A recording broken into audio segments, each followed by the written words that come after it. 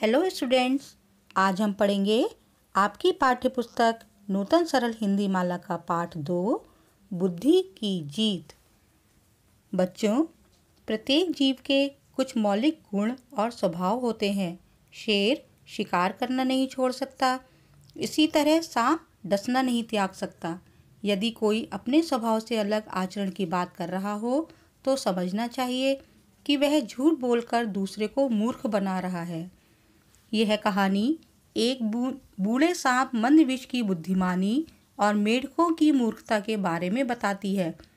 मेढक उसकी धूर्तता भरी बातों में आकर खुद को उसका शिकार बना लेते हैं और सांप धीरे धीरे मेढकों के वंश का नाश कर देता है। अब आइए देखते हैं इस पाठ के शब्द अर्थ। तरकीब, उपाय या ढंग, निवास रहने का स्थान, आक्रमण, हमला, शापित जिसे शाप दिया गया हो, दुर्भाग्य, बुरा भाग्य या भाग्य अच्छा ना होना, गुलाम, दास या सेवक, हिम्मत, साहस, सही सलामत, ठीक ठाक या सही हालत में, जबरदस्त, बहुत ज़्यादा, रफ्तार, गति या चाल, विनाश, नाश या क्षय। अब है आपका प्रश्नों के उत्तर लिखिए। पहला प्रश्न है, मेढकों ने किस तरह सांप पहली बार देखा था? मेढकों ने किस तरह का सांप पहली बार देखा था? इसका उत्तर है, मेढकों के ऊपर आक्रमण ना करने वाले सांप को मेढकों ने पहली बार देखा था।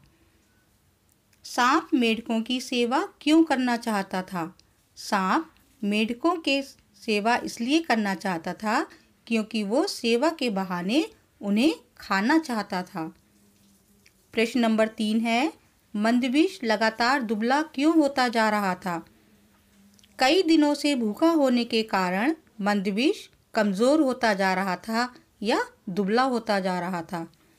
प्रश्न नंबर 4 है, सांप मेढक राज की बात मानकर क्या करने लगा?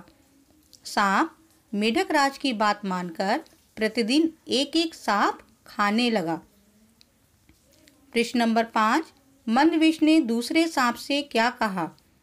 उत्तर, मंदविष ने दूसरे सांप से कहा कि जब ताकत काम ना आए तो बुद्धि का सहारा लेना चाहिए।